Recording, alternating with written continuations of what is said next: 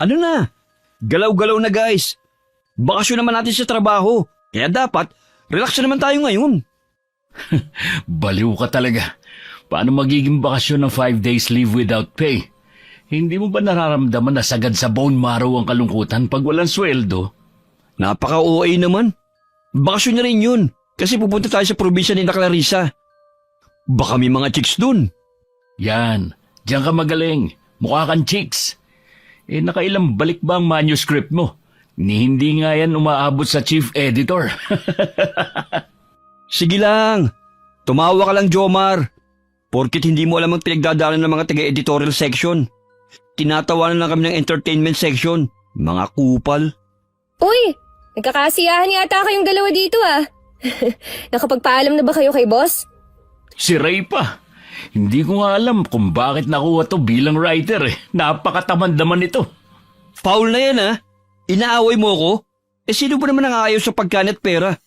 Kung mayaman lang ako, nakahilata lang ako maghapon magdamag at hindi maghabol sa mga paimportanteng tao. Tinatawanan mo na naman si Ray, Mr. Horror Writer ha? Yan nga ang masakit eh. Horror writer ako pero hindi ako makakita ng kahit anong nakakatakot sa buhay ko. Ako, nakakita na ako. Tumahimik ka nga. Puro kalokohan eh. Naaalibadbaran ako sa'yo. Napakabasura talaga ng bibig mo. Baka kaya hindi ka makakita ng aswang dahil sa daladala mong pamana sa'yo ng nanay mo. Gagi, hindi yun pamana. Sabi ni Mama, palagi daw akong lapitin ng mga kung ano-ano. Kaya pinapabaunan niya ako ng Carmen at bote ng ihi ng kambing daw ang laman. Ihi ng kambing? Sa panghiba naman yan eh. Sinong aswang ang gusto yung palumapit sa'yo? Pero baka nga yung kinukwento mo sa akin kababata mo noon eh, diwata yun. Naalala mo pa ba yung itsura niya? Hindi na nga eh. Pero ang alam ko, siya yung nagsabi kay Mama sa mga kababalaghan na nangyayari sa akin nung bata pa ako na hindi ko na maalala ngayon. Kaya ako binigyan ng mga pangontra ng nanay ko. Baka soulmate mo yun. Sayang naman, di mo na maalala. Paanong maalala? Bigla na lang silang naglaho nun. Ewan ko talaga sa'yo. Bitter. Porket palaging iniiwan. Abat, tapalang ko kay hayang bibig mo. Siya nga pala, Clarissa. Saan nga pala yung venue ng birthday ng lola mo? Sus, kulit ng itlog. Sa probinsya nga namin. Ika-60th birthday. Hindi makaluwas sa probinsya kasi alam niyo na, arthritis is waving. Kaya pala 5 araw sinabi mong i-file naming leave. Sentido ko mon. Hindi naman nasa kabilang barangay lang yung probinsya ni na Clarissa eh. Ayoko nga sanang sumama kasi sayang yung minimum wage ng 5 araw. Sumama ka? Balita ko nasa probinsya raw yung maraming aswang ah. Malay mo, dun mo na makita yung hinahanap mong totoong aswang. Nako, ilang lugar na yung napuntahan ko kasi may sabi-sabi raw na may nagpaparamdam. May mga aswang sighting pero wala naman pala. Hayaan mo na. Baka hindi naman talaga totoo ang mga aswang-aswang na yan eh. Tsaka, tigilan mo na yung paghahanap mo. Baka di ka na makabalik ng buhay. Grabing seryoso naman yan, Clar. Parang addiction lang din naman yan eh. Ang hirap iwasan lalo na kapag nakasanayan mo na. Ako kasi ilang taon na ako nasa entertainment section. Kaya naghahanap ako ng motivation sa mga sinusulat ko. Pakiramdam ko kasi kapag wala akong pinaguhugutan, sabaw ang kalalabasan ng output ko. Chill, kalma. Naka-aircon nga sa opisina, pero ang init ng ulo nyo. Ang mabuti pa, mag-early out tayo para makapaghanda na tayo bukas. Nang gabi rin yun napagpasya ni na Jomar at Ray na matulog na lamang sa isang bahay. Hindi man aminin ni Jomar, pero silang tatlo talaga ang mabubuting magkaibigan. Kahit madalas silang nagbabangayan ni Clarissa dahil hindi magkatugma ang mga ideolohiya nila. Pero kinabukasan, pagdating nila sa baryo ng kaibigang babae sa probinsya, ay nakaramdam siya ng kakaibang sigla dahil sa nararamdaman niya sa lugar. Masyadong tahimik at puro taniman ng mga palay. Wala ring maayos na semento ang mga kalsada at punong-puno ng mga puno ng kawayan ang paligid. Mas lalong kumabog ang dibdib ni Jomar nang makita niya ang bahay ni na Clarissa. Malaki at sinauna ang disenyo. Papagang sahig at malinis ang paligid. Ang sira at lumang tarangkaan ang nagbigay ng kakaibang disenyo sa lugar. Kasama ng malalaking puno ng akasya na nakapalibot dito. Akala ko ba mainit sa probinsya? Pero bakit sobrang lamig naman dito? Sus, sinisi mo pa ang kalikasan. Hindi ka lang kasi sanay makalanghap ng preskong hangin. Puro ka kasi polusyon. Tama si Jomar, eh. Pero sa kapal ng libag mo, nakakaramdam ka pa pala ng lamig. Ba't sumusobra ka na? Ang dami nyo naman puno ng akasya rito, Clar. Oo, panahon pa ng hapon ng mga puno ng akasya na yan. Tinanim pa ng mga ninuno namin. Pero hindi nyo naisipang gawing pera, no? Ang mahal na ng bilihan ngayon ng lumber, ah. Ayaw pa naming multuhin kami ng mga ninuno namin, no? Multo nyo lang? May paniniwala nga na ang mga ganyang kalaking puno tirahan ng mga aswang. Kaya kapag pinutol mo raw yan, magagalit yung mga nakatira dyan. Kalokohan. Kung pagpuputol lang pala ng puno ang solusyon para makakita ako ng aswang, magpapaalam na ako sa iyo, Clarissa, na bibiliin ko yung pinakamalaking puno ng akasya. Utot mo! Lolo mo na yung mga puno. Yung edad mo ngayon hindi na nga magwa 1/4 sa edad ng mga puno namin. Pwede ba paawat na kayo sa puno ng akasya? Huwag yun ang pag-usapan, please. Baka marinig pa kayo ng mga nakatira dyan. Naririnig naman kita, Ugok. Malamang katabi kita. Hay nako, Ray. Naririnig ka ni Clarissa kasi siya raw yung nakatira sa puno ng akasya. Maganda ka naman. Pero sigurado akong hindi ka mangangalahati sa ganda ng mga diwatang nakatira dyan. Sino ka para ikumpara ko sa mga pipitsuging diwata na yan? Wala akong alam tungkol sa puno ng akasya na sinasabi mong pugad ng mga mahihinang elemento na yon. Kung ikaw yung nakatira dyan, ibig sabihin nun, aswang ka? At ano kami? Ba't mo kami dinala dito? Para gawing alay? Clarissa, kumalma ka muna. Hindi naman siguro seryoso yung sinasabi ni Ray. Ikaw kasi, yung bunganga mo talaga kahit kailan. Bu! Utudo ko talaga kahit kailan, Ray. Hindi ka na mabiro. Ang ibig ko sabihin, naririnig kita. Kasi dito ako nakatira. Sa bahay na yan. At pagmamayari namin ng mga akasyang nakikita mo. Ano? Napakawalang hiya mo talaga, Clarissa. Hindi ko talaga alam kung kailan ka seryoso at kung kailan ka nagbibiro. Sinong nakatira sa akasya at sinong aswang? Nya! Aswang! Aswang! Ikaw ang lalaki ka? Aray ko, ba't namamato ka? May aswang nga, tumakbo na tayo. Sabi ko naman sa inyo, maraming mga elemento nakatira dyan sa puno ng akasya. Huy, ate ko yan. Ate naman kasi, ba't ba nakasuot ka na ng facial mask? At kasalanan ko pa ngayon? Para sabihin ko sa'yo, 6:00 na ng gabi at dapat nagpapahinga na tayo. Papansin talaga.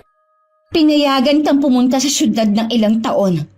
Hindi para maging ganyan ang ugali mo sa nakatatandang kapatid mo, Clarissa. Sorry po, Ate Selena. Wow! Tama ba yung narinig ko, Jomar? Ang mapagmataas na si Clarissa, humihingi ng tawad? Tumahimik ka kung ayaw mong paputukin ko yung labi mo. Kahit kailan talaga napakamanhid mo, Ray. Ako nga po pala si Jomar, Miss Selena. Ito naman ang kaibigan kong matabil ang dila, si Ray. Mga katrabaho po kami ni Clarissa. O sige, tuloy kayo. Mukhang nakalimutan kasi ni Clarissa na bawal na ang palakad-lakad sa labas paglampas ng 6:00 ng gabi. Uy, akala ko kung ano na yung nasa gilid ng pinto. Ito ang puon na pinaniniwala ang nagbibigay ng kakaibang swerte sa nagmamay-ari nito. Pasensya ka na kung nagulat ka. Wow! Ang daming estatwa ng mga... anghel? Mga anghel ba yan? Oo, mga anghel yan. Koleksyon ng tiyahin namin sa abroad na matagal lang namayapa. Pero bakit nakatakip yung palad sa mukha nila? Shy angel pa yung tawag dyan? Ay, naku Ray. Sinabi ko na sa yung masayang manood ng mga documentaries eh. Ang tawag sa mga statwa na yan ay Weeping Angel. Weeping Angel? Umiiyak ng mga anghel? Bakit naman nakabalandra sila na parang mga gwardya sa pasilyo? Inilagay namin sila sa may pasilyo kasi dapat nasa labas sila. Kaso, sa init ng panahon, bumibitak kaya naisipan na lang naming ipasok. Pero, nasa may bandang pinto pa rin. Jomar ang panghalan mo, di ba? Hindi ko akalain na alam mong tungkol sa Weeping Angel. Ay, hindi naman gaano, miss. Napukaw lang kasi niya yung atensyon ko nung nanonood ako ng palabas na Blink. Naalala ko lang na nakalaban ni Doctor Who yung ganyang mga statwa. Ang alam ko ang Weeping Angel, ginawa para maalala mga kahihiyang nagawa ng mga Time Lords na naging anghel kalaunan. Kaya naghihiganti pa rin sila hanggang nagawa ang statwa na yan. Iyon ba yung mga anghel na kapag lumingon ka at hindi ka nakatingin sa kanila, gumagalaw? Yung pumapatay ng tao? Ibig sabihin, hindi na natin pwedeng tanggalin yung tingin natin sa kanila? Baka mami nasa likod na pala natin sila, tapos saksakin tayong... Tumahimik ka na nga. Kung ano-ano talaga yung lumalabas sa bunganga mo eh. Pasensya ka na, Miss Selena. Pagod lang siguro si Ray. Ewan ko ba dito sa isang kaibigan mo, Clarissa? Kung mamamatay tao ang mga estatwa namin dito, matagal na dapat akong patay, hindi ba? Oo nga no, ba't di ko kaya naisip yun? Clarissa, gusto mo ba talagang balanse ang buhay mo, no? Ha? Ano, te? Oo. May kaibigan kang matalino. Meron namang bobo. Tapos ikaw, lutang. Ha? Bawiin mo yung sinabi mong matandang dalaga ka, ha? Ituro mo na lang sa kanila yung kwarto nila. Tapos, tawagin mo na lang si Manang Conching para sa hapunan nyo. At huwag mong kakalimutan mamaya. Dating gawi. Dapat umattend ka at ilang taon ka na rin lumiliban. Opo, ate.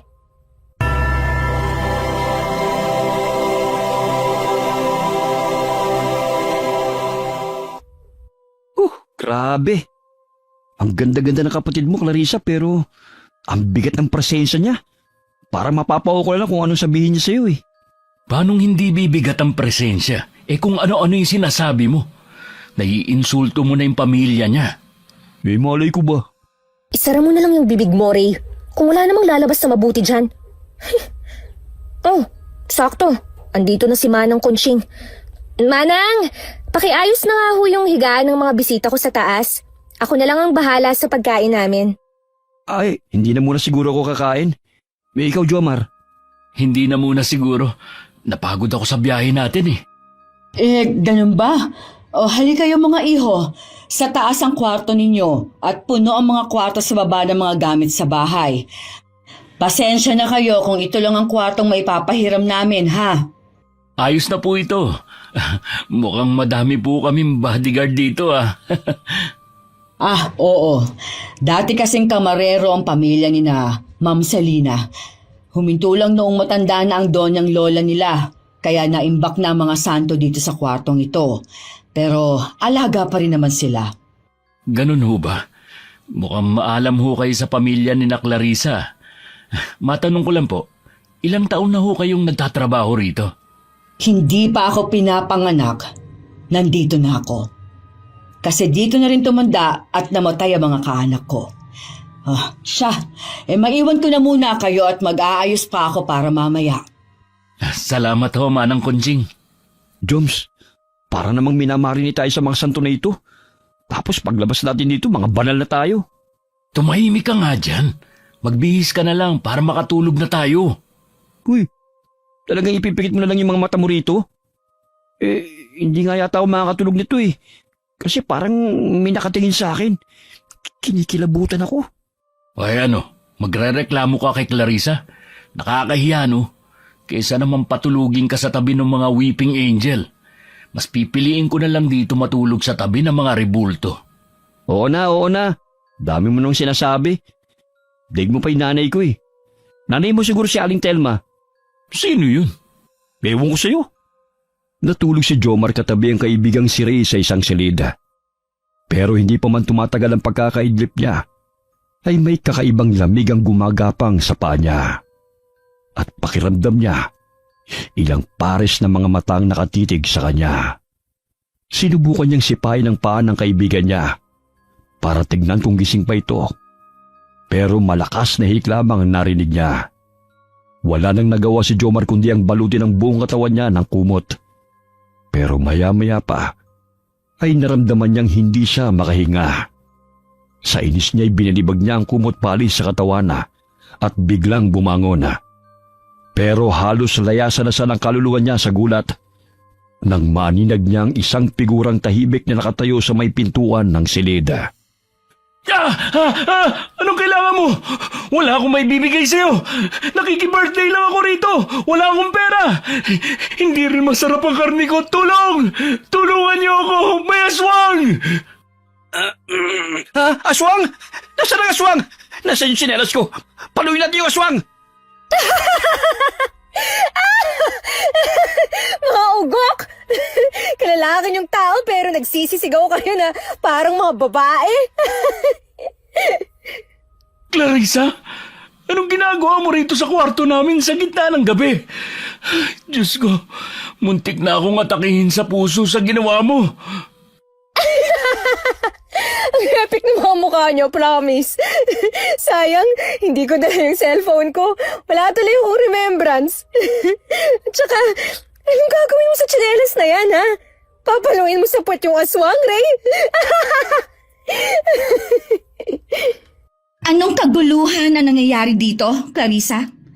Sa layo ng mga kapitbahay natin, aabot pa sa kanila yung sigawan nyo? Pasensya na ho kayo, Miss Selena, ha? Pero hindi yata aswang ang mapapalo ko ngayon eh. Halika nga ritong bruha ka. Dapat pinapalo ka sa puwet sa kakulitan mo eh. Oh!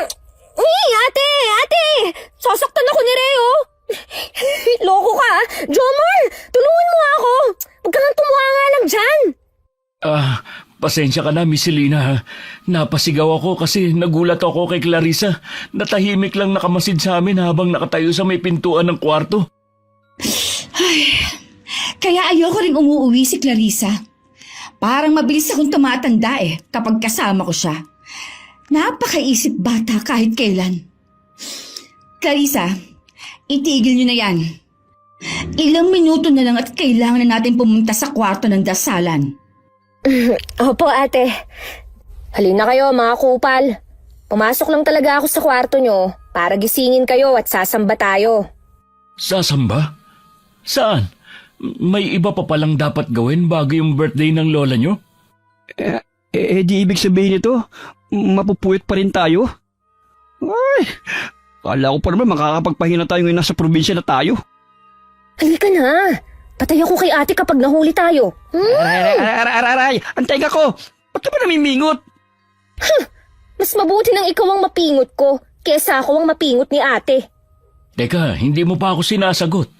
Araw-araw ba tayong sasamba hanggang sa kaarawan ng lola mo? Hindi lang hanggang sa kaarawan ni Lola. Araw-araw talaga kaming sumasamba. Kaya nga tumakas ako papuntang Maynila eh. Ay, nandito na tayo. Huwag kayong maingay ha. Baka mapagalitan din kayo ni ate. Manang Conching, pakisindihan nga ho ang mga kandila. Shh! Clarissa, Opo, ate. pakitanggal na ho ang takip ng puon, Manang Conching. Diyos ko po, ano yan? Shh! Tahimik! Tahimik na napasinghap si Jomar nang makita niyang sinasabing poon ng nakatatandang kapatid ng kaibigan nila. Katulad dito sa mga ribulto na nakita nila sa pasilyo sa salas ng bahay. Pero ang kaibahan lamang ay wala itong pakpak na parang sa anghel. Nakapangmadre ang suit ito. Nakayuko. Nakangisi at matatalas ang paningin na binibigay sa kanila. Wala itong pintura. Maliban sa mata nitong mapupula na parang mata ng mabangis na hayop. Nagsimulang gapangan ng kilabot si Jomar nang magsimulang magbigkas ng dasal si Selena. at napansin niyang katabing si Ray ay sumusunod sa mga kilos ng dalawang babae na para bang wala ito sa sarili. Hanggang sa sumapit ang 3:00 ng madaling araw, pati siya'y nakakaramdam na ng pagkahilo. Ray! Ray! Lumabas na tayo. Hindi ko na kaya dito. Parang maya-maya pa'y mahihimatay na ako. Oh, Ray! Huwag mong sabihing natutulog kang walang yaka. Nag-sleepwalk ka ba? Ay, Diyos ko naman, Ray. Gising! Sobrang bigat ng nararamdaman ko. Parang babagsak na ako anytime. Jomar, ayos ka lang ba? Namumuti ka na oh. Ah? Ha? Tapos na ba? Pwede na ba kaming lumabas ng kwarto? Para kasing hindi ako makahinga eh. Hindi ko alam kung anong nangyayari sa akin. Oo, tapos na. Pero kailangang maunang lumabas si ate bago tayo. Para saan ba yung dasal na yun? Bakit umaabot ng 3 oras ang tagal? Tsaka, kakaiba naman ang poon nyo. Nakayuko. Hindi mo dapat sinasagot ang ganyang tanong, Clarissa. Dapat, una pa lang, sinabihan mo na ang mga kaibigan mo sa pamamaraan ng pamilya natin para hindi sila nagugulat ng ganito. Lumabas at magpahinga na kayo. Manang, pakikandado ang kwarto pagkatapos mo maglinis. Halina kayo. Doon na lang ako sa kwarto niyo magpapaliwanag.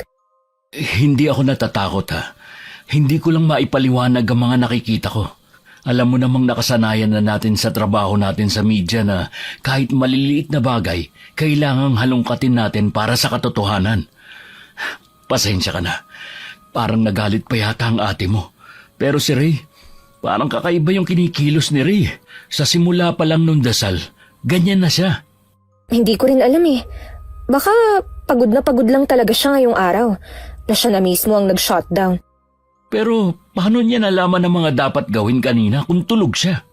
Yan ang hindi ko kayang ipaliwanag. Hayaan na lang muna natin siyang matulog. Humihinga naman siya kaya magigising pa yan bukas. Samang damo naman yan eh. So ano? Ano yung rebulto na yun? At para saan yun? Ganito kasi yun ah. Hindi naman talaga nakakatakot yung santo na yun eh. Naging parang nakakatakot lang nung napabayaan na.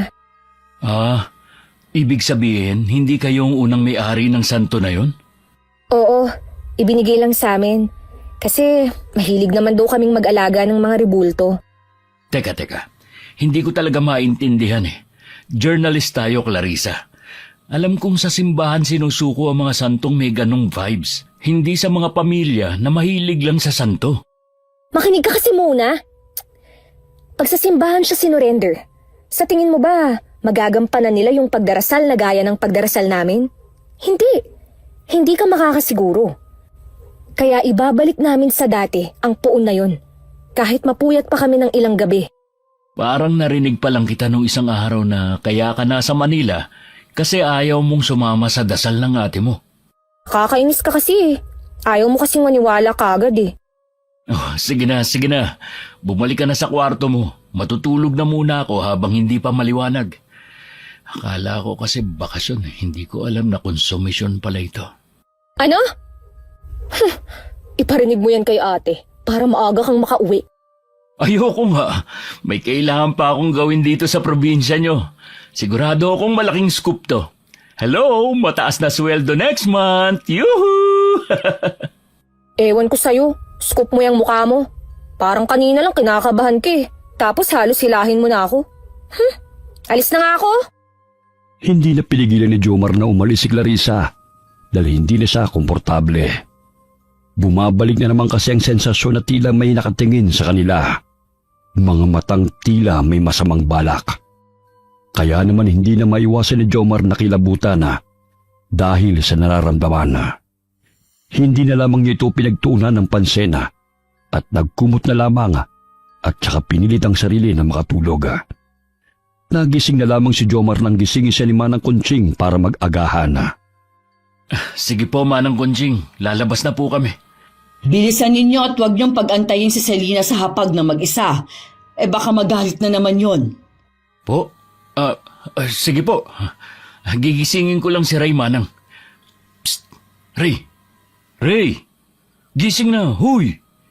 Hindi ako sumama sa'yo para maging alarm clock mo, ha? Huy! Huh?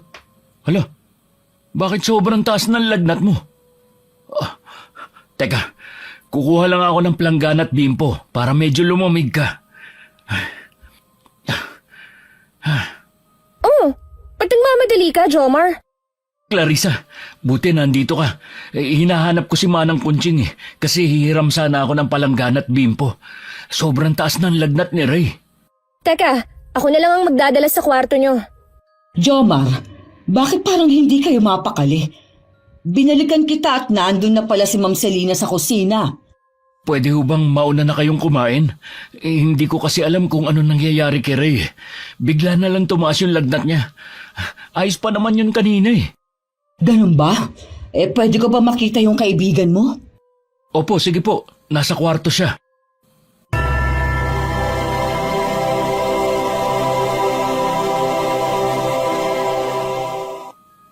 Anong ibig niyo sabihin, Manang? Yung katulad sa mga paniniwala sa probinsya na mag-ingat kung ayaw makagalaw ng hindi katulad natin? Totoo pala yun? Oo. Bakit? Hindi ka ba naniniwala dun? Pasensya na ho. Pinanganak at lumaki ako sa Manila, kaya medyo hindi ako naniniwala sa mga pamahiin sa probinsya. Maniwala ka sa akin, Jomar. Hindi gagaling ang kaibigan mo sa simpleng gamot lang. Anong gagawin ko, Manang? Paano gagaling si Ray? Ang gawin mo, umuwi na kayo habang maaga pa. Bumalik na kayo sa kung saan kayo galing. Umuwi na kayo, Jomar, habang buhay pa ang kaibigan mo. Ano? Hindi naman ho yata pwedeng mangyari yun. Susubukan ko muna yung ibang paraan, Manang. Kung gaya ng sabi nyo, na nakagalaw si Ray ng kung anong nilalang, hindi ba dapat dito rin mahanap yung gamot niya? Manang! Jomar! Anong pinag-uusapan nyo? Hinahanap ka na po ni Ate Selina, Manang. Nanghihingi na yata ng pagkain. Hindi ako nagkulang sa pagpapaalala sa'yo, Jomar. Hindi mo ako masisisi kapag may kakaiba pang nangyari sa inyong dalawa. Mauna na ako sa inyo. Sasabihan ko na lang si Selina na hindi kayo makakasabay. Anong pinag-usapan nyo ni Manang, Jomar? Wala yun. Kinausap niya lang ako tungkol sa nangyayari kay Ray. Dapat daw umuwi na kami at isugod ko sa ospital si Ray para matignan kung ano nangyayari sa kanya. Si Manang talaga. Umaatake na naman yung katandaan niya. Jomar? Clarissa? Ano nangyari? Bakit parang kakatayo na ako sa tingin nyo? Walang yaka, pre. Pinag-alala mo kami. Akala ko katawa mo na lang ang iuuwi namin sa Manila eh. Ha? Natutulog lang naman ako. Sobrang himbing nga ng tulog ko eh. Hindi ko na namalayang nakalabas na pala tayo sa kwarto na yun. Anong natutulog? Sobrang init mo, hoy. Akala ko kinukumbulsyon kang walang yaka. Kung nagkataon, baka ako makatay ng nanay mo. Katay? Wala naman sigurong kakatay sa inyo. Uto-uto. Nagbibiro lang kami sa katay kat.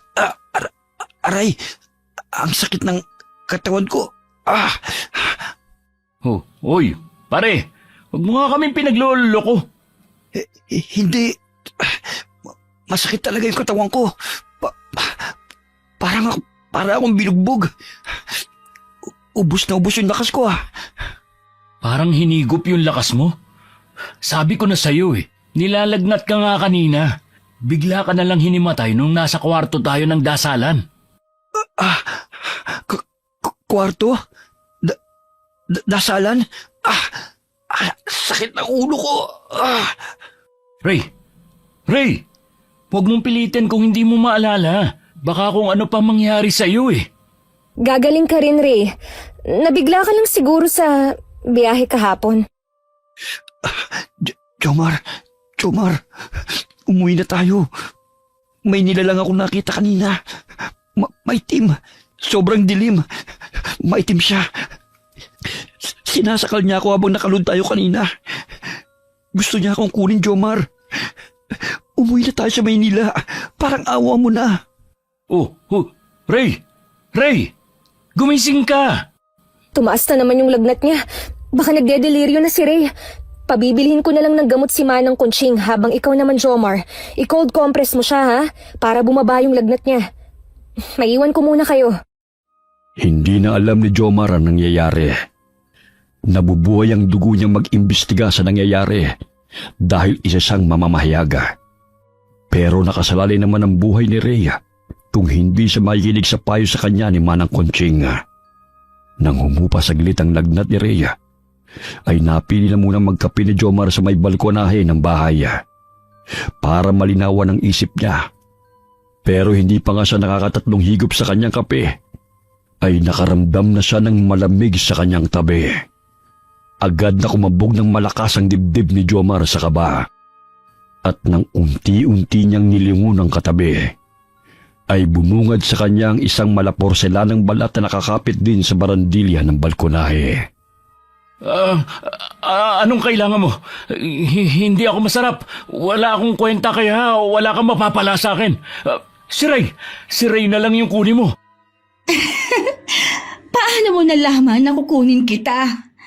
Lumapit pa lang naman ako sa'yo Basta, lasang kape ako kaya hindi mo ako makakain. Kape na yung dugo ko eh. Jomar, ayos ka lang ba? Sa ganda kong to, ha? Magagawa ko bang makapanakit ng ibang tao? Ikaw pala yan, Miss Selena. Akala ko kung ano na eh. Pasensya ka na. Madami lang akong iniisip. Halata nga. Humihigop ka pa sa tasa mo. Pero hindi naman nakakaabot yung kape sa labi mo. Pero parang sarap na sarap ka pa. Bakit ka nga pala nandito? Maghahapon na. Akala ko magbo-beauty rest ka na. Kanina pa talaga kita hinahanap. May gusto kasi sana akong itanong sa'yo. Ha? Ano naman yun? Parang kinakabahan naman ako dyan. Kakakape mo yan, Jomar. Hindi nga. Itatanong ko lang sana kung single ka. Single? Ano naman po yan tanong nyo, Miss Selena? Single na single po ako. Fresh from birth. Never been touched but kissed. Mapagbiro nga talaga kayo magkaibigan. Nagtataka lang kasi ako ngayon. Kayong dalawa lang kasi ni Ray yung hindi nagpapahiwatig sa akin. Kahit magdadalawang araw na kayong nandito sa bahay. Nanoot na yata ang trabaho hanggang sa buto ko. Kaya hindi ko na maisip yung pagnanobya. Kung ako na lang kaya, ayaw mo ba sa magandang nobya? Ang pait. Yan, maglalagay muna ako ng asukal ha. Oh, Jomar! Ba't para kang ini-LBM dyan? Ay, ano ba yung ate mo, Clarissa? Napaka-random naman. Ha? Si Ate Selena? Bakit? Anong nangyari? Baka maging mag-inlo tayo ha. Sabihan mo yung ate mo na huwag akong masyadong akitin. Baka mamaya hindi ko na siya pakawalan. Walang iya ka. Parang kailan lang. Parang takot na takot ka pa kay ate. Tapos ngayon, bumabanat-banat ka na dyan, ha? Hindi, puwera biro. Babalikan ko na muna si Ray at baka kung ano na nangyayari sa kanya. Sus, ewan ko sa'yo. Kakain na tayo maya-maya. Kaya kung kaya nang bumangon ni Ray, isama mo na lang siya sa kusina. O sige, nandito na rin naman ako sa tapat ng kwarto namin. Mauna na ako sa iyo, Clarissa.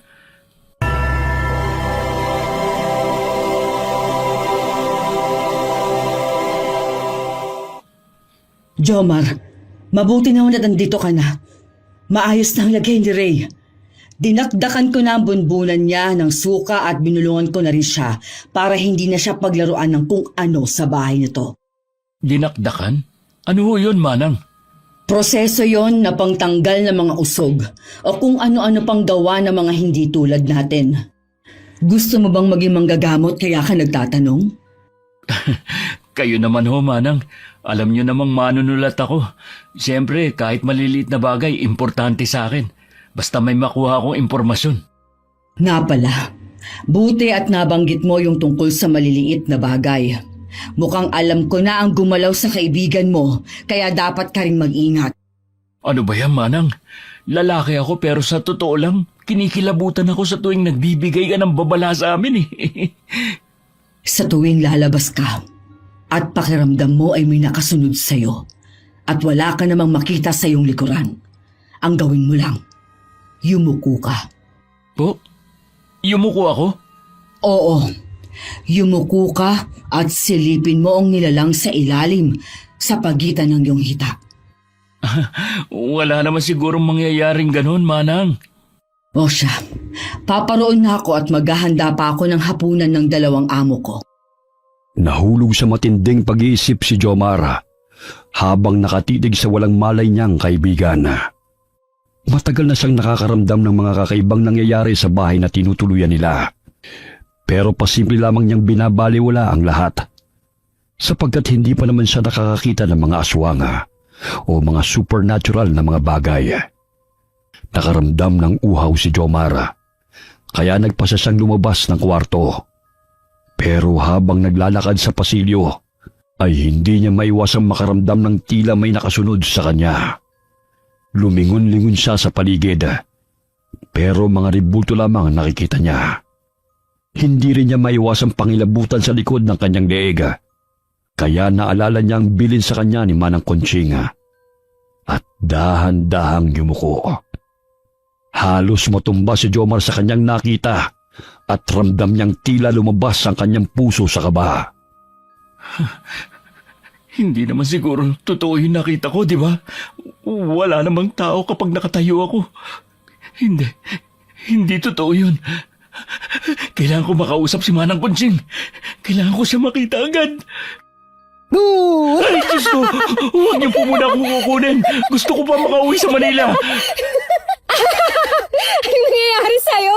Parang nakakita ng hindi maganda. Ano ba, Clarissa? Palagi ka nalang sumusulpot ng pabigla-bigla. Mamamatay ako sa sakit ng puso dahil sa'yo eh. Ano ba kasing nangyari sa'yo? Nakakatawa yung reaksyon mo eh. Parang takot na takot ka. Eh sino bang hindi matatakot? Eh walang ilaw yung pasilyo nyo. Ang dilim-dilim. Uy, kalma ka lang. Kaya nga ako pumunta rito kasi sasamahan ko na lang kayo papunta sa kusina. Hindi pa ba nagigising si Ray? Ay, hindi pa nga eh. Kapag nagpatuloy pa to, kailangan na naming umuwi sa Manila sa lalong madaling panahon. Baka napapano na yan at ako pa ang sisihin ng pamilya niya. Sus, ano ka ba? Ayos lang yan si Ray. Napagod lang yan sa biyahe natin. Halika na nga. Kanina ka pa hinahanap ni ate. Oh, kanina ko pa kayo hinihintay. Halina kayo. Maupo na kayo sa hapag na makapagsimula na tayong kumain. Pwede bang sa kwarto na lang kami kumain ni Ray? Makikiusap na lang ako kay Manang Conching na magdala ng pagkain doon. Iniiwasan mo ba ako dahil sa sinabi ko sa'yo kanina, Jomar? Hindi naman sa ganun. Hindi lang talaga ako mapakali na hindi ko nakikita si Ray. Nag-aalala ako sa kanya eh. Siyempre, responsibilidad ko rin siya. Oh, siya. Kung yun talaga ang gusto mo. Manang, pakitulungan nga si Jomar dalihin yung pagkain niya sa kwarto nila. Ha? Teka sandali. Ano bang pinag-usapan niyo kanina? Hindi ko maintindihan eh. Ipaliwanag niyo naman sa akin. Saka na. Halika na po, Manang Conching.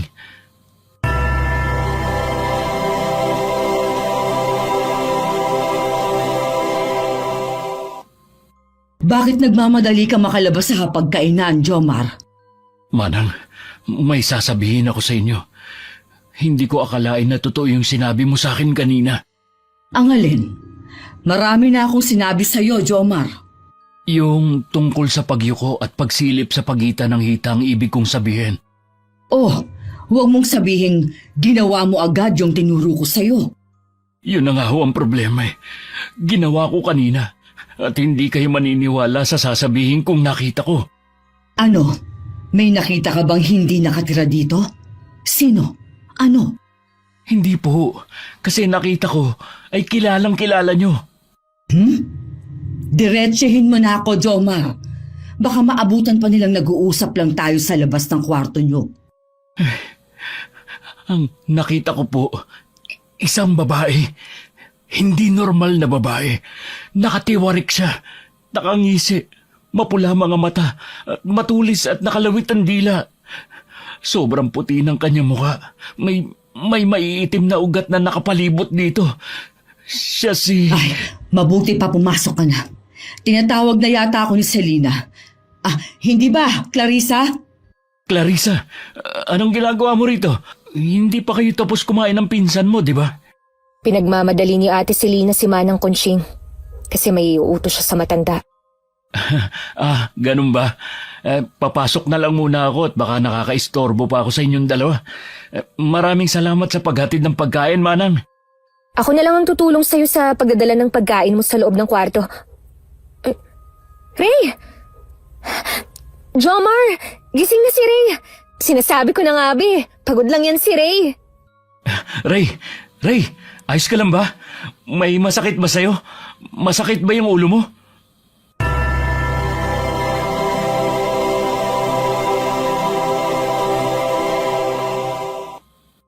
Jomar, nakatitig lang sa kawalan si Ray. Mas mabuti nang nagising si Ray ngayon. Uuwi na lang siguro kami bukas sa Manila, Clarissa. Baka hindi na kami makadalo sa kaarawan ng lola mo. Ano? Hindi pwede yan. Ang ibig ko sabihin, baka kailangan niyo munang magdasal ngayong gabi? Magdasal? Hindi ba pwedeng umabsent na muna kami? Alam mo namang hindi mabuti ang kalagayan ni Ray, di ba? Hindi pwede. Ang ibig ko sabihin, baka dapat mas mapalapit pa kayo sa Diyos? Pag-iisipan ko. Makikisuyo na lang ako kay Manang Conching na puntahan ako kapag oras na ng pagsamba. Hindi na alam ni Jomar kung saan pa siya kumukuha ng tapang na harapin ang lahat ng pagsubok na ito.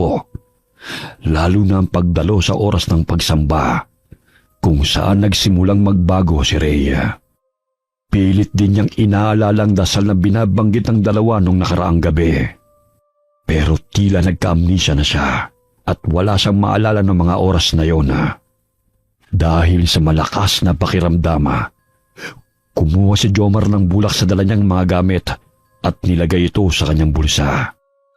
Dilat na dilat siyang naghintay hanggang sumabit ang 12:00 ng gabi at kumatok na sa pinto si Manang Conching. Habang naglalakad sila at pareho nilang inaalalayan si Rhea, ay may kakaibang pakiramdam na naman siyang nararamdaman. Malamig at nakakakilabot, katulad sa naramdaman kanina. Nga pala, Manang Conching, hindi ko natuloy yung sasabihin ko kanina kasi naging abala na rin ako kay Ray. Marami pang daraan na araw para sa sumbong mo, Jomar. Sa ngayon, ito ang tatandaan mo. Sa oras na pumasok kayo sa kwarto ng dasalan, malaki ang tsansa na hindi na kayo makalabas ng buhay. Kung ganun po, mas mabuti ang desisyon kong lumuwas ng Maynila kasama si Ray. Hindi. Huli na ang lahat, Jomar. Nagsisimula na sila. Hindi mo na maibabalik sa dati si Ray. Anong ibig niyo sabihin? Na kahit anong paraang medikal ang gawin ko, ganito na talaga si Ray? Oo, pero may isang paraan ang pwede mong gawin. Ano ho yun? Yon ay alamin ang sikreto na itinatago ng pamilyang ito. Alamin mong lahat dahil isa dito ang susi para makabalik sa dati niyang katauhan si Ray. Mukhang mahirap po ang pinagagawa niyo. Baka abutin pa kami ng kaarawan ng lola ni Clarissa. Nandito na tayo. Hindi na ako papasok, kaya ikaw nang bahala kay Ray, Jomar. Opo, maraming salamat sa tulong niyo magising siya, Manang. Siya nga pala. May sasabihin ako bago ka pumasok. Ano po yun, Manang? Mag-iingat ka sa loob. Huwag kang magpapadala sa dasal nila. Gumawa ka ng paraan. Opo. Sandali lang, Ray. Sumandal ka muna sa pader at may lalagay ako sa tenga mo. Maglalagay din ako ng bulak. Jomar, ano pang ginagawa niyo sa labas? Halina kayo. Kanina pa naghihintay si ate sa inyong dalawa. Nangawit kasi yung kamay ko kakakarga kay Ray eh. Tara na, pasandali na lang muna natin siya. Mabuti naman at nandito na kayo. Palagi na lang kayong nahuhuli sa mga usapan nating oras, ha? Pasensya ka na, Miss Selena. Binihisan ko pa kasi si Ray eh. Baka nangangamoy na. Nangangamoy? Anong ibig mong sabihin?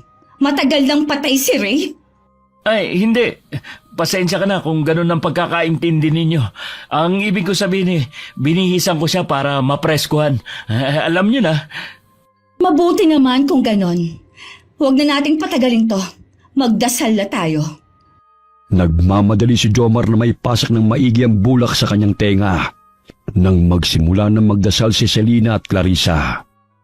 At nang nasa kalagitnaan na sila ng pagsamba, ay nakita na lamang niyang nakakakilabot na poon na may nakakatakot na ngisi at namumula ang mga mata. Akala ni Jomar na mamalikmata lamang siya dahil sa antok.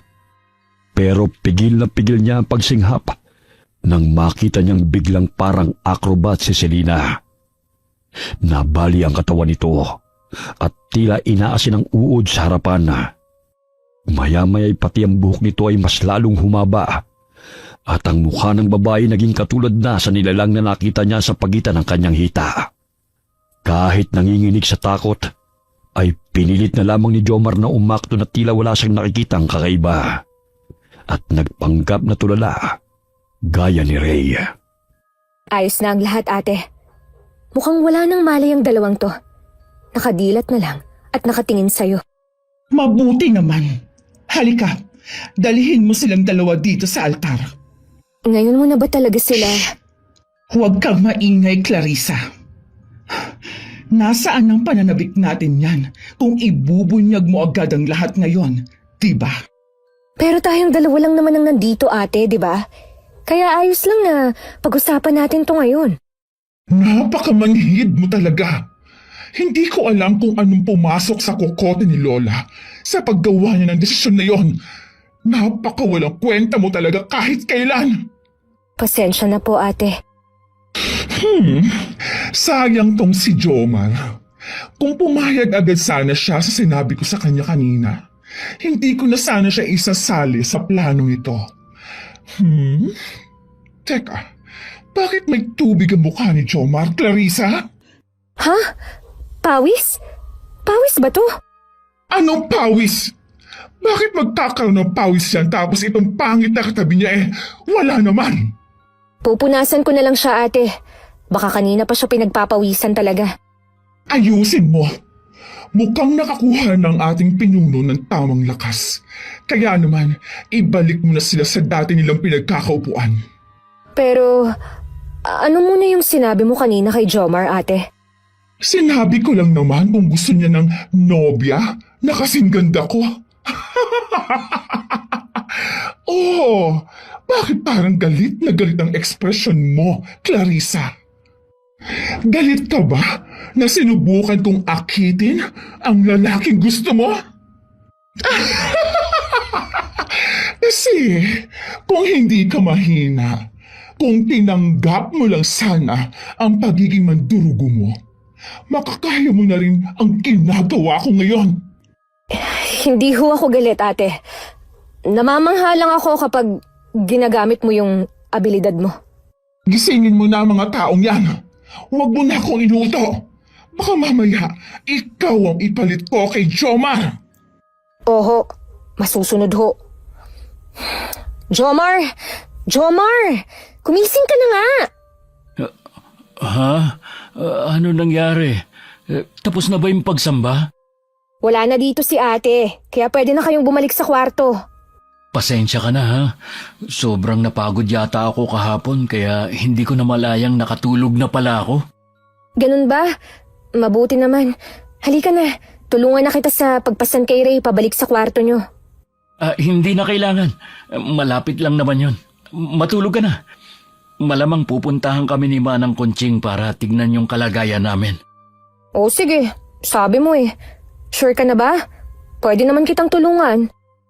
Oo naman, kaya ko na to. Sige, mauna na ako sa inyo. Naantok na rin ako eh. Ray, halika na. Hindi ka naman siguro magpapabuhat ngayon, no? Naglalakad ka na nga kanina eh. Ha? Ba't ka tumigil? Halika na. Bumalik na tayo sa kwarto natin.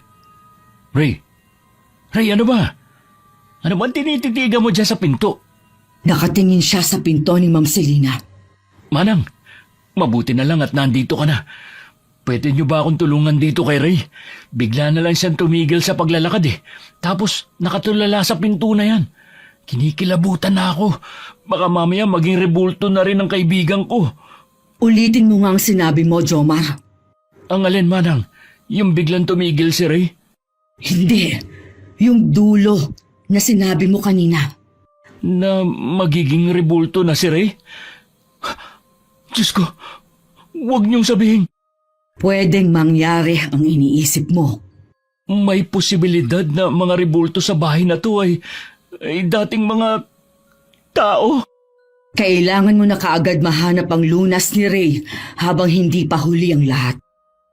Pero bisperas na bukas ng kaarawan ng lola ni Clarissa. Tama. Kunin mo ang pagkakataon na yon na hanapin ang lunas kasi madaming tao bukas. Walang makakapansin sa'yo kung kikilos ka ng kakaiba. May plano na kasi kung dalhin si Ray sa manggagamot bukas. Tapos dediretso na kami ng uwi. Hindi ko alam ang plano mo, Jomar. Pero kung ang gusto mo ay siguradong paggaling ni Ray, ipapayo kong manatili muna kayo rito. Titignan ko na lang bukas, Manang. Hindi na kasi maganda ang kutob ko sa mangyayari bukas. Dati binabaliwala ko lang yung kutob ko. Ngayon, parang kailangan ko ng paniwalaan ng mga kakaibang nangyayaring ito. Ako ang mas paniwalaan mo. Matagal na akong nagsisilbi sa pamilya na to. Kaya kilala ko na sila. Kung ganun, alam niyo na rin ang sikreto ng pamilya nila. Sabihin mo na lang sa akin, Manang. Ang sabi ko, matagal ko na silang kilala. Hindi ko sinabing pati ang sikreto nila ay alam ko na. Hindi lahat ng tungkol sa bahay na to ay alam ko na. Mabuti na lamang at may bulak sa tenga si Jomara. Hindi niya gaanong narinig ang paligid. Sapat lamang na ang pumasok na tunog sa kanyang tenga ay ang mga salitang nasa malapit lamang. Kaya hindi siya tinablan ng kung anong itim na dasal na ginawa ni Selina na alam mismo ni Clarissa. Nahulog siya sa malalim na pag-iisip at ang postura ng babae kanina ay bumalik sa isip ng lalaki na labis na ikinatakot ni Jomar. Gito niya na pagdesisyonan na bukas din ay aalis na sila. Pero ibang naging plano ng tadhana. Ngayong hapon, ang bisperas ng kaarawan ng lola nila Clarissa at Selina. Kaya wala nang lalabas pagpatak ng 5:00 ng hapon, ha? Manang Kunching, kakain na lang ako para hindi ako magmukhang bastos alang-alang na rin kay Clarissa. Pero pagkatapos, aalis na kami ni Ray. Hindi na ako magtatagal sa lugar na ito at wala na akong balak pang alamin ang sikreto ng pamilya ni Clarissa. Hindi naman sa pinipigilan kita, pero buo na ba talaga ang desisyon mo? Delikado nang lumabas pagpatak ng 5:00. Hindi naman po yata kami kasali dyan kasi aalis na kami. Ikaw ang bahala. Nagkamalay na ba si Ray? Hindi pa po. Kaya baka sa probinsya ko na po muna kami pansamantala at maghahanap ako ng manggagamot doon. Ang saya-saya ko. Kaarawan na ni Lola. Nandito pa ang mga kaibigan ko. Tutulungan niyo ako maghanda, ha? Maghanda saan? Siyempre, saan pa? Eh di sa birthday ni Lola. May sasabihin nga pala ko, Clarissa. Ha? Mamaya na yan. Hindi naman siguro importante yan, di ba? Kailangan ko na rin magpalit ng damit eh. Kasi 4:30 na. Maghanda na rin kayo ni Rhea. Kita-kits na lang sa kusina. Manang, wala ho ba talagang ibang bisita kundi kami lang ni Ray? Napakabait ko talaga no? Kasi payag pa rin ako sa gusto ni Clarissa kahit alam kong ibang nilalang ang ate niya. Baka ako pa nga maging handa nila Pero ako pa tong nakukonsensyang umalis. Pambihira naman talagang buhay ito. Wala nang ibang bisita. Kaya sigurado akong magagalit si Clarissa kung magpapaalam kang aalis ka na ngayon. Hindi naman ngayon na agad, Manang. Kakain muna kami tapos aalis na. Oh, siya. Wala naman akong magagawa kasi nasa labas naman na yung mga bagahe niyo ni Ray. Pasensya na po. Gusto niyo hubang sumamang tumakas, Manang? Nakakakonsensya naman po kung iiwan namin kayo rito. Salamat. Pero dito na yata ako mamamatay. Kinakabahan Mana. Mahigpit ang hawak ni Jomar sa kamay ni Rhea para mahila niya kaagad ito kung sakaling magkatotoo ang masamang kutob niya, habang tahimik silang kumakain sa mesa. Maraming handa kahit 4 lamang silang nagsasalo-salo. May mga kakaibang putay na noon lamang niya nakita. Ngunit hindi na siya nag-usisa pa at baka luto lamang ito sa probinsya ni na Clarissa. Napansin niyang wala ng lamang tubig ang pitsela, kaya nagboluntaryo siyang kumuha ng maiinom sa kusina. Pagpasok pa lamang niya roon ay nakaramdam na siya ng tila malamig na hangin at kurot sa kanyang tiyana dahil sa biglaang matinding kaba. Nakita niya ang isang malaking itim na kaldero at hindi niya alam kung anong pumasok sa isip niya nang buksan niya ito. Malakas na napasinghap si Jomar at halos masuka siya sa nakita. Pero pilit niyang pinakalma ang sarili para hindi siya mahalata at matiwasay silang makalis sa demonyong lugar na yon ni Rhea. Ray, bakit nakangiti ka dyan? Nakakausap ka na ba? Bigla na lang umiti ang kaibigan mo nang lagyan ko ng karne yung plato niya. Ngumiti? Hindi naman ngingiti si Ray dahil sa binigay mo sa kanya Kasi hindi siya mahilig sa karne. Ganun ba? Pero nakita ko namang sinubo at nilunok niya yung karneng binigay ko Ha? Nilunok? Ayos ka lang ba, Jomar? Masama ba ang pakiramdam mo? Pwede ba akong pumunta sa banyo? Isasama ko si Ray at sisipilyuhan ko. Baka kasi magalit siya sa akin at pinakain ko ng karne. Vegetarian pala si Ray? Pero, nung unang araw, kahit ano naman yung kinakain niya. People change. Banyo muna kami. Oo nga, Jomar.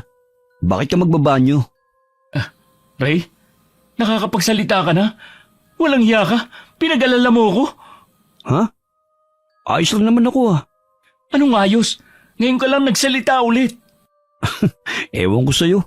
Nababaliw ko na yata, Jomar Hindi. Hindi mo ako naiintindihan. Ngayong magaling ka na, may kukwento ko sa'yo. Paanong bigla ka na lang nakapagsalita na parang walang nangyari sa'yo? Dahil yata sa karne na kinakain ko. Hindi naman nasuso kasi Ray gaya ng sinasabi mo. Ayos lang ba, Selena? May pag-uusapan lang sana kami ni Ray. Jomar! Ano bang nangyayari sa'yo? Kanina ka pa aligaga. Sisirain mo ba yung kaarawan ng lola ko? Paano kung masisira? Wala naman dito yung may birthday, hindi ba? Ano ba kayo? Magtigil kayong dalawa! Nag-aaway kayo sa harap ng hapagkainan! Magdasal na tayo, Clarissa! At kayo namang dalawa, kung gusto ninyong magbanyo na kayo! Hindi na lumingon si Jomar at hinila na lamang ang kaibigang si Rhea. Kinakausap niya ito habang mabilis silang naglalakad. Pero hindi na naman ito sumasagot. Nang tignan ito ni Jomar, nakita niyang wala na namang buhay ang mata ng lalaki at nakatitig na naman sa kawalan. Hindi niya na alam kung anong gagawin. Parang inaalis na siya ng katinuan dahil sa nararamdamang takot. Gaya ng nakasanayan niya, mas inuna niyang makatakas sila kaysa mag-isip pa ng kung ano-ano. Pero bago sila lumabas, nilibot niya muna ang buong bahay para hanapin si Manang Conching para isama itong tumakas. Pero ni anino nito ay hindi niya makita. At yun na yata ang pinakamaling desisyon na nagawa niya nang makita niyang nakahalukip-kip na si Selena na nakangisi at nakasandal sa pader ng pasilyo ng bahay. Selena, anong ginagawa mo rito? Ikaw ang dapat na tanungin kung ano ang ginagawa mo. Bakit hila-hila mo sa kung saan ang kaibigan mo? Hindi naman to ang daan papunta sa banyo. Hindi ba? Hindi ko kasi kabisado ang pasikot-sikot ng bahay na to eh. Banyo ba talaga ang hinahanap mo? O may iba ka pang planong puntahan? Ha? Wala naman. Nako. Hindi ko naman hahayaang mawala ang masarap na handa ni Lola. Handa? Uy, wala. Hindi ako nagsasyaron, Selena. Wala akong kinukuhang ulam. Hindi naman luto na ulam yung sinasabi ko. Clarissa, alam mo na ang gagawin. Clarissa, anong ibig sabihin nito? Bitiwan mo ako. Ba't ang lakas-lakas mo? Saan mo ako dadalhin? Alam ko na ang plano mong umalis, Jomar. Akala mo ba wala akong tenga at mata sa bahay na to? At napakadamot mo naman kung dadalhin mo rin ang walang kwenta mong kaibigan. Anong gagawin nyo? Anong ginawa nyo kay Manang Kunching? Jomar. Nag-aalala ka pa sa matandang nagbenta sa inyo ng kaibigan mo? Ay, ayos lang yan. Hindi mo naman na mararamdaman ang galit namin. Kasi, hindi ka naman naaabutan ng bukas. Ano? Clarissa, ikaw rin? Walang hiya kang babae ka. Anong gagawin mo sa amin ni Ray? Eh ano pa? Kinaibigan ko kayo para gawing alay sa araw na ipapasa na sa akin ng lola ko ang mutya ng mga aswang. Aswang, totoo kayo? Oo! Totoo kami! Malas mo lang. Hindi mo na kami magiging pulutan sa diaryong pinagsusulatan mo. Tama na yan, Clarissa. Itali mo na sila sa altar. Naghihintay na ang lola sa kwarto ng dasalan. Ang lola? Mabuti naman at naisipan niya ng tigilan ng laro na inumpisahan niya.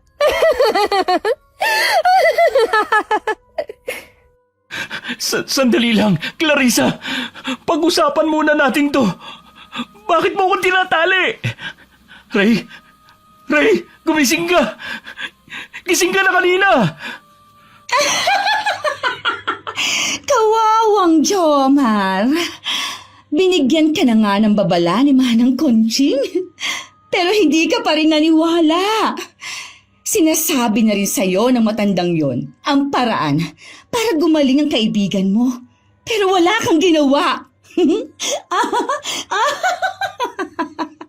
Hindi naman siguro tama na tawagin na Manang ang lola natin, ate. Ano? Lola niyo si Manang Kunching? Hindi ka ba nagtataka na wala kaming pinapakilalang lola kahit nakaarawan niya? Hindi. Akala ko lang na nasa malayong lugar pa ang lola niyo. Kaya wala pa siya rito. Anong ibig sabihin nito? Kawawa ka naman. Masyado ka ng in denial, Jomar. Yan ang problema mo. Hindi ka masyadong nagtitiwala sa sarili mo. Kaya ito ang nagtulak sa'yo sa ganitong sitwasyon. Bakit ako? Bakit kami pa ni Ray, Clarissa? Marami din naman tayong katrabaho ah. Kaya bakit kaming dalawa pa napili mong biktimahin? Nakakadiri kayong mga lalaki. Mabibilang na lang sa kamay ang matitino. Kapag nakakakita kayo ng magagandang babae, para kayong mga asong ulol na may malalaswang imahinasyon. Pero naiiba kayo sa lahat. Ha? Anong akala mo sa amin ni Ray? Mga santo? Hindi kami perpektong lalaki. May mga pangangailangan din kami. Kaya hindi ka nakakasiguro kung naiiba kami sa kanila. Kaya pakawala mo na kami. Hindi mo pa rin yata alam ang kinalalagyan mo, Jomar. Kami ang pamilya ng mga aswang na kung tawagin ay mandurgo. May kakaiba kaming kakayahan na makakilatis ng aming biktima. Kaya wag mong kukwestiyonin ang pamimili ni Clarissa sa inyo. Pero papasahan pa lang siya ng mutya niyo, hindi ba? Ibig sabihin, normal na tao pa rin siya. Ba't mo ako sinampal? Minamaliit mo ba ang dugong mandurugo ko? Kahit wala pa sa akin ang lahat ng kakayahan ni na Ate Selena at Lola Conching, matalas pa rin ang pang-amoy ko. Hindi ko akalain na totoo nga mga aswang. Kaya pala hindi ako makakita ng mga kung ano-anong element. Kasi may kasama pala ako sa trabaho na nagtataboy ng kapwa niya aswang.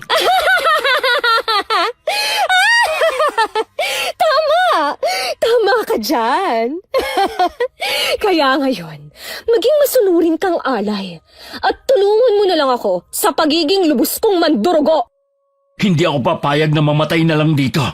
At hindi maisulat ang mga naranasan ko. Kaya naman hindi ako papayag na magamit mo sa kasamaan. Clarissa, anong ginagawa mo sa pagkain ko? Alam mo bang hindi na masarap ang karne kapag nalalamog? Lola! Mabuti naman at tumigil ka na sa pagpapanggap mong katulong. Hindi ko rin talaga kayang makita kang nag-aalaga ng ibang tao eh. Lalo na kapag mas mababang uri sa atin. Masaya ako at nasulit ko ang kaarawan ko.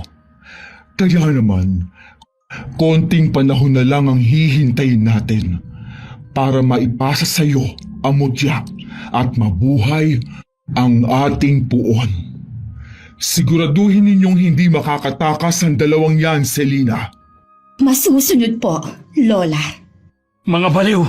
Mga baliw kayong lahat! Pakawalan niyo kami rito! Ibalik niyo si Ray sa dati! Malabo yung hinihingi mo. Mas lalo na ang makabalik si Ray sa dati. Isa sa inyo ang kailangang mayanggaw at maitali sa buhay ni Clarissa. At si Ray ang pinakamadaling mabiktima. Anong maitali? Hindi ako papayag! Gagawin ni Clarissa na personal na pagkukunan ng enerhiya si Ray. Kaya malabo ang hinihiling mo. At ikaw naman, magiging alay ang dugo mo sa pagkabuhay ng puon. Ang sariwang dugo ng birhen lalaki. Yan ang kailangan namin. Hindi! Hindi!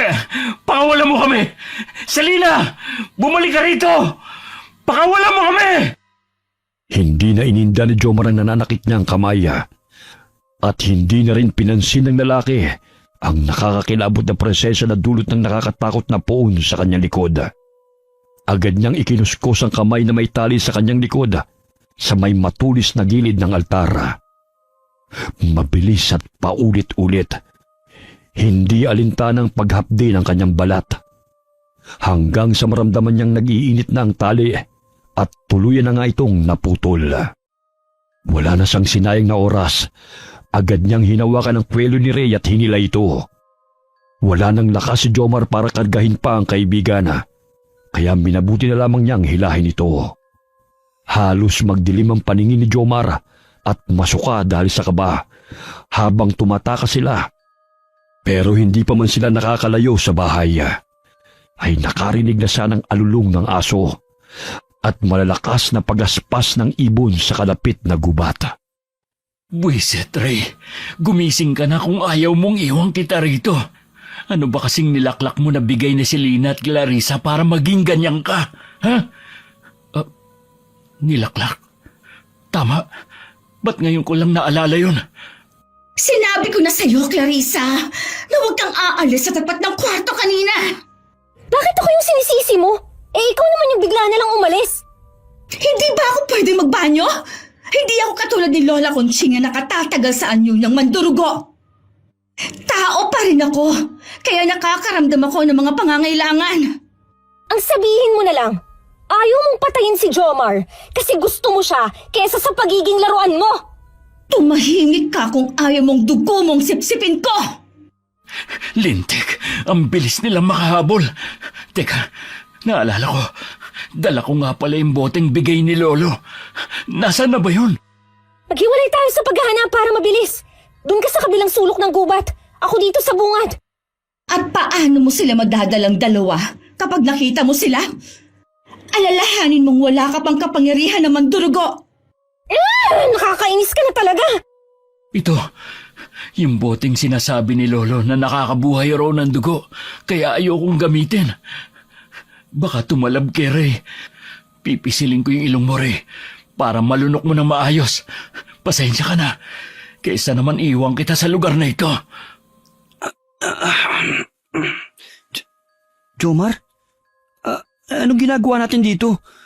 At bakit ako nakahiga sa pagitan ng hita mo? Shh! Hayop ka. Huwag ka maingay. Kaya kita ginising para makatakas tayo, hindi para mamatay. Clarissa! Sa bandang yon! May narinig akong ingay! Huwag mo akong utusan ha! Hindi ako bingi! Tapos na ang paghahari-harian mo sa bahay kapag napasakin na yung mutya! Ang sarap mong ihambalos! Siguraduhin mong mahuhuli mo sila kung ayaw mong dugo mong ipainom ko sa puon natin! Ray, bilis! Kailangan na natin makalabas sa gubat na to at makahingi ng tulong. Teka, saglit lang. Walang lakas yung paa ko. Wala akong pakialam. Ihahakbang mo yan o magiging dinuguan ka ni na Clarissa. Clarissa? Dinuguan? Wala akong maintindihan. Saka ko nasasabihin sa iyo ang lahat. Ang importante sa atin ngayon ang makalayo. Clarissa! Sa banda mo! Ayun sila! Tumatakbo palabas ng gubat! Huwag kang utos ng utos! Habulin mo rin! Jomar, bakit ba tayo tumatakbo? Huwag na nating paghabulin si Clarissa na mahal ko. Bumalik na tayo. Kasal kami. Umayos ka, Ray. Hindi kita niligtas para ipahamak ang buhay ko. Kung hindi ka patitigil, tatapalan ko ng dahon ng alingatong yang bunganga mo. Teka lang, Jomar. Kailangan bang kaladkarin mo ako? Hindi na ako makapaglakad. Literal na hinihila ko na lang yung paa ko. Kung binilisan mo ang takbo, hindi ka na sana makakaladkad. Sinabi nang walang lakas yung paa ko eh. Inuubos mo lakas ko. Itiko mo na yung bunganga mo, Ray. Lintik na mga peste to. Ang bibilis tumakbo. Kung pwede lang ako magbago ng anyo kahit hindi pa madaling araw. Hingal na hingal si Jomar at parang walang katapusan ang gubat na tinatakbuhan nila. Panay naman ang reklamo ng kaibigan niyang si Rhea nang pabalag niya lamang itong kinakaladkad palayo sa dalawang babaeng aswanga. At nang lingunin niya ang kaibigan ay nakita niyang warak na ang sarawal ito dahil sa pagkakasabit-sabit sa mga sanga na dinadaanan nila. Kaya naman nakikita na ang panloob nitong bulaklakin. Pero wala na siyang oras para pagtawanan ng kaibigan dahil palakas na rin ang mga yabag na humahabol sa kanila. Kaya walang pinagpilian si Jomar kundi ang magpadausdos at lumusot sa isang siwang sa gitna ng isang nakatumbang malaking punong kahoy para magtago. Pero sa kamalas-malasan ay nakalawit pa ang paa ni Ray palabas at hindi niya mahila ang kaibigan papasok. Ray, itulak mo yung katawan mo papasok. Tulungan mo kung iligtas kang hayop ka. Ayoko magpaligtas sa'yo, Jomar. Pinaghihiwalay mo kami ng asawa ko. Ilang beses ko bang sasabihin sa'yo na hindi mo asawa si Clarissa? May malamig na kamay na nakahawak sa paa ko, Jomar. Bilis! Hilahin mo papasok yung katawan mo. Hindi ko kaya. Parang may bumabaw na matatalim na bagay sa paa ko. Tiisin mo kung ayaw mo makabalik sa mansyon. Ang kukunat niyong dalawa! Ano bang ginawa mo at bumalik na sa wisyo niyang lalaking ito? Pinainom ko siya ng ihi ng kambing. Ano? Anong ihi ng kambing? Insulto to sa kapangyarihan ng pamilya namin! Magbabayad kang hayop ka!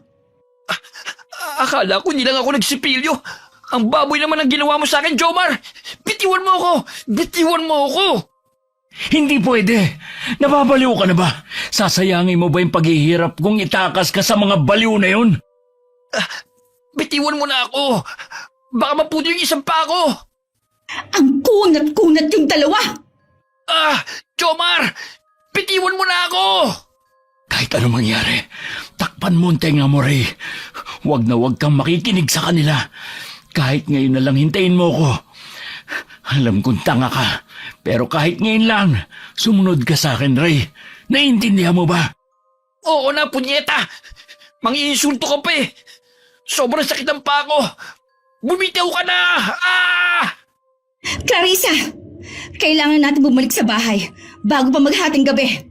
Nakuha ko na si Ray. Pero ang dugo na para sa poon, ate. Kailangan pa natin ng isa pang alay. Nababaliw ka na ba? Hahayaan mong tumapak ang madaling araw na hindi natin naisasagawa yung ritual na muling pagkabuhay? Pagkabuhay? Anong ibig mong sabihin? Paano ako? Ipapasa sa akin yung mutya. Pwede ka naman sa susunod na taon. Ang hindi natin pwedeng palagpasin ay ang muling pagkabuhay ng ating poon. Hindi! Hindi ako papayag! Huwag nang matigas ang ulo mo. Kung ayaw mong gamitin kong lakas ko bilang mandurgo, para kalagkarin ka pabalik ng bahay. Ang paa ko! Tulungan mo ako, mahal ko! Nagdudugo ang paa ko! Hindi mo ako kaano-ano, Ray. Tigilan mo ako sa ilusyon mo. Kakadiri ka. Mas pipiliin ko pa si Jomar na matali sa buhay ko kesa sa pangit na katulad mo. Halika na! Wala na tayong oras para hanapin pa si Jomar. Ha? Hindi ba magkasama lang sila kanina? Hindi ko alam. Si Ray lang ang nakita ko dito. Baka nasa ilalim ng puno, nagtatago. Ano ba? Maglalaro ka lang ba o babalik na tayo sa bahay bago pa magising si Lola? Pumili ka! Kung hindi lang kita pinsan eh. Kinakahiyangan ng angkan natin ang pamilya mo eh. Sabi nang tumigil ka! Napatakip ng bibig si Jomar habang nakikinig sa pag-aaway ng magpinsan. Pigil hininga siya habang nakikinig sa mga papalayo nitong mga yabaga. Nang wala na siyang marinig ng mga kaluskos, agad na siyang gumapang palabas at naghanap ng paraan para muling mailigtas si Rhea sa kamay ng pamilyang aswang. Sakto naman at pagtingala niya ay may nakita siyang puno ng ligas at nagkaroon naman siya ng ideya kung paano talunin ng mga aswanga na walang ginagamit ng mga tradisyonal na pangontra sa aswanga. Matapos pitpitin ni Jomar ang bunga ng ligas, ay sakto naman sa hindi kalayuan ay may ligaw na puno ng dalandana na mukhang matanda na. Kaya binali niya ang matinik na sanga nito at saka pinaliguan ng katas ng ligas. Kahit kabadot kumikirot ang mga sugat sa katawan, maingat na muling bumalik si Jomar sa bahay ng mga aswanga para iligtas ang kanyang kaibigan. Anong nakatakas sa mga bihag? Paano nangyari yon? Hindi matutuwa ang puon natin kapag hindi natin siya nabuhay ngayon. Mga walang kwenta! Kaya kayo pinatapon ng kanya-kanya niyong pamilya sa pamamahay ko dahil wala kayong idinulot na mabuti. Pero, Lola, nahuli naman po namin yung isa. Anong magagawa ng isang alay? Kailangan ko ng dalawa! Dalawa! Marunong ba kayo magbilang? Mga bobo! 10 taon ang hinintay ko para sa araw na to. Alam niyo ba ang mangyayari kapag wala akong mapagsalinan? Mamamatay tayo at mamamatay ka, Clarissa, kapag wala kang pagkukunan ng dugo sa oras ng pagsasali ng mutya. Mga bobo! Lumayas kayo sa harapan ko! Hahanapin po namin ng isang alay, Lola. Bilisan nyo! 2 oras na lang at maghahating gabi na!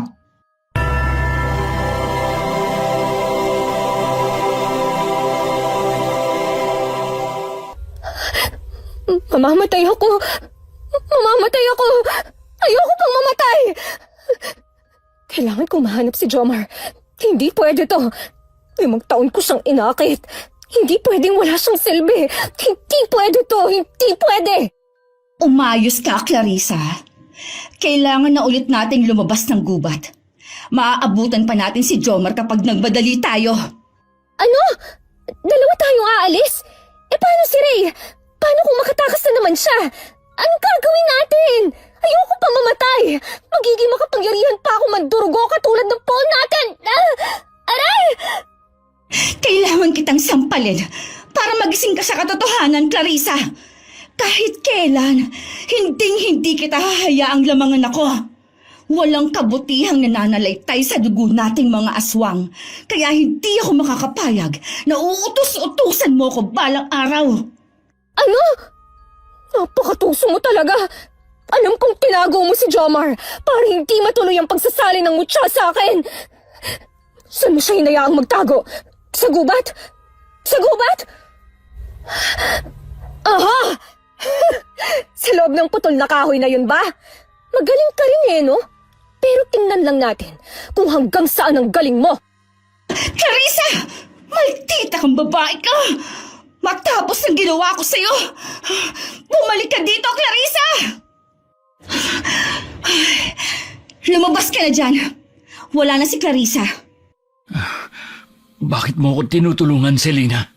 Hindi ba ang mas mahalaga ay mailigtas mo ang kaibigan mo? Bilisan mo na. Habang hindi pa pumupunta sa silid-dasalan si Lola. Gusto mo bang tumakas kasama namin?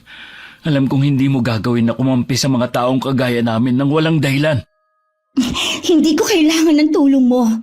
Kung gusto kong tumakas, matagal na akong tumakas. Bilis na! Naaamoy ko ng Lola na paparating na dito. Lintik. Ray! Ray! Halika na! Pakakawala na kita. Huwag mong sabihin wala na namang lakas yung mga paa mo para tumakbo. Jomar, natatakot ako. Totoo bang iaalin na yung dugo ko para mabuhay itong nakakatakot na puwan sa likod natin? Oo, kaya nga sinabi ko sa iyong bilisan mo ng pagtakbo kanina. Jomar! Huwag mo nang kalaga ng tali ni Ray! Papalakas yung amoy na nasisigot ko! Dito! Bilis! Magmadali kayo! Sundan niyo ako! Aha!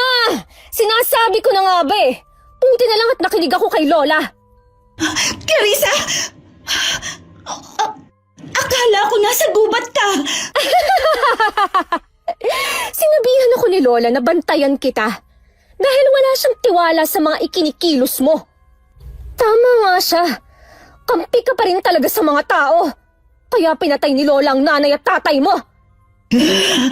Tumigil ka, Clarissa! Hindi mo ko kaya kapag nagpalit anyo ako ngayon. Kawawa ka naman. Gusto mo pang mamuhay na parang tao, hindi ba? Paano ka magiging tao kung hindi ka na makakabalik sa anyong tao mo kapag nagpalit ka sa pagiging mandurugo mo ngayong pulaang buwan? Ha? Katulad ni Mama at Papa, kaya kong isakripisyo ang buhay ko para sa mga taong mahalaga sa amin. Baliw, baliw, baliw, baliw ka! Pilit mo pa rin inaalala yung kababata mo na wala namang maalala tungkol sa'yo. Wala na kwenta si Jomar. Kaya bakit mo pa siya nililigtas? Sinabi ko na sa'yo, huwag mong hahawakan ng mga taong importante sa akin. Magbabayad ka! Napanganga na lamang si Jomar nang makita niyang biglang pumuti ang buong katawan ni Selena. Mas lalong humaba ang buhok at kukong maitim. Ang mga mata nito'y pumula at may mga maliliit na ugat na lumitaw sa mukha nito. Parang tipikal na vampira ang babae. Nakita naman niyang pumwesto na tila naghahanda si Clarissa para sa pagsugod ni Selena. At ilang segundo lamang ay nagsalpukan na ang dalawang aswang. Kahit hindi nagbabagong anyo si Clarissa, malakas pa rin itong nasasangga ang mga kalmot ni Selena. At napapantayin pa rin ito ang bilig ng babae. Pero ang hindi niya inaasahan ay ang pagsugod ng isang figura papunta kay Selena. Kaya walang pinagpilian si Jomar kundi kunin ang sandata niya at sinangga ang atake ni Manang Conching at pinaulanan niya ito ng sunod-sunod na pag-atake at tinamaan niya ang dibdib nito. Buwet! Hindi ko akalaing makakahanap ka ng paraan para makagawa ng sandata na panlaban sa aswang. Pero hindi na kayo magtatagal ng apo ko. Magpaalam na kayo sa mundong ito. Hindi ko hahayaan na buhayin niyo ang poon! Ako nang bahala sa dalawa, Jomar. Sirain mo ang poon sa may altar para hindi na matuloy ang binabalak nila. Hindi! Hindi! Hindi ako papayag na masira mo ang matagal na naming inaasam! Jomar, bilis! Clarissa, mahal ko! Alam kong hindi ka masama, kaya tigilan mo na yan! Naiinis na talaga ako sa kamamahal mo! Wala na akong pakialam kung wala na kaming alay! Ikaw ang uunahin ko! Si Ray! Ray! Hindi! Jomar, huwag mong iwan ang poon! Hindi ko hahayaan na sirain mong pinaghirapan ko. Ako nang magiging pinakamalakas na mandurgo sa buong angkan namin. Ah! Ang kamay ko! Bitiwan mo ang kamay ko! Hukluban! Ah! Anong klaseng armas yan? Ba't nasusunog ang balat ko? Pagbabayaran mo to! Namalayan na lamang ni Jomar na tumilapon siya at sumuka ng dugo nang bumangga ang katawan niya sa pader ng bahay. Umuubo-ubo siya nang lapitan siya ng matandang aswanga at hinawakan sa leeg. Bago pa ulit-ulit na sinuntok at kinalmot sa iba't ibang bahagi ng kanyang katawan. Nang pakiramdam niya'y mawawala na siya ng ulirat, nagawa pa niyang ibalibag ang aswanga at gumulong siya sa paanan ni Selina na mahigpit na hinahawakan si Clarissa. Napansin naman niya ang pulang pakete na gawa sa tela na nahulog sa kanya nang tumilapon siya sa lupa. At laking pasasalamat niya, nasuot pala niya ang Carmena na palaging ipinapasuot sa kanya ng nanay niya. Pero malayo siya kay Jomar at hindi niya maigapang ang lasog-lasog niyang katawan. Nang mawawala na siya ng pag-asa, nakita niyang tinakbo ito ni Ray at sinipa palapit sa kanya at ang kaibigan naman niya ang pinagdiskitehan ng matanda. Ray! Jomar, ikaw nang bahala sa lahat, pre. Ginawa ko ng parte ko. Kahit na maliit na tulong lang to. Jomar! Si Ray! Huwag kang magkakamaling lunukin ang laman ng karne na yan, kundi papatayin ko tong kaibigan mo. Huwag mo na akong alalahanin, Jomar. Hindi natin pwedeng hayaang magpagala-gala ang mga aswang na ito. Gawin mo ang dapat mo gawin, Jomar. Tuparin mo na ang pangako mo. Panalayain mo ako. Pero, Selina... Jomar, ngayon na! Sa pagsigaw na yun ni Selina, agad na binuksan ni Jomar ang pakete at nakita na lamang niyang nasusunog na ang kamay ni Selina habang hawak ang sanga ng dalanda na may katas ng anagas at nakabaon sa dibdib ng matandang babae. Pero ang mas ikinagalit ni Jomar ay nang makita niyang nakabaon din ang mahabang kuko ng matandang mandurugo sa dibdib ni Selina at tumutulo ang dugo sa bibig nito na may nangihinang ngiti. Nandilim na ang buong paningin niya at ramdam niya na ang lakas na galing sa mutsa sa gitna ng karning habilin ng kanyang ina. Dinig niya ang sigaw ni Clarissa nang hawakan niya si Manang Conching at malakas din niyang ibinaon ang kamao niya sa dibdib nito gaya sa pagpatay nito kay Selina. Lola! Lola! Hindi ka pa pwedeng mamatay! Isasalin mo pa sa akin yung mutya ng mga aswang! Itong itim na bato ba ang tinutukoy mo? Pwes, tingnan mo kung paano ko wakasan ang angka ng mga mandurugo. Hindi pwede! Bakit mo binasag ang mutya? Hindi maaari ito! Hindi pwede mabasag ang mutya! Ang mutya! Ang mutya! Bitiwan! O sige, sabi mo eh.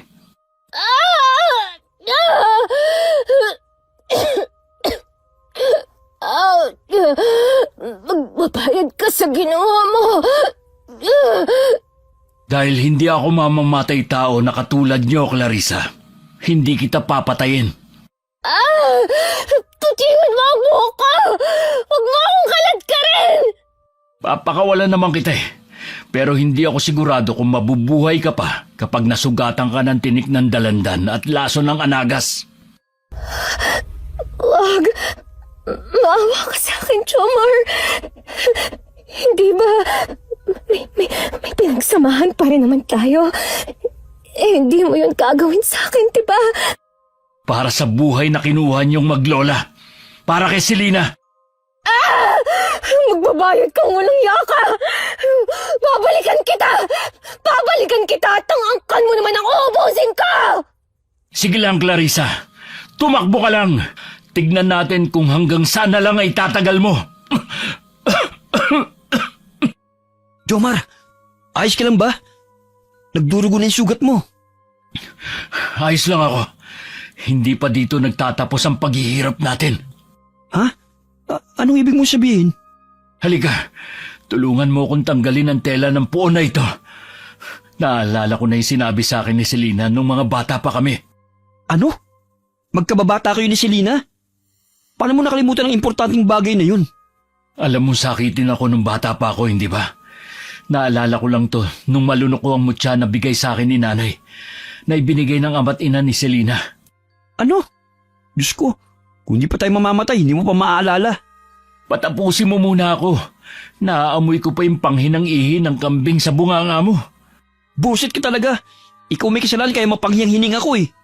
Magkababata kami ni Selena at pinangako ko sa kanyang babawiin ko ang labi ng kanyang lola na tinago ng tiyahin ng kanyang ama. Para makalaya sila sa pangalan ng pagiging aswang, kailangang sunugin ang katawan nito.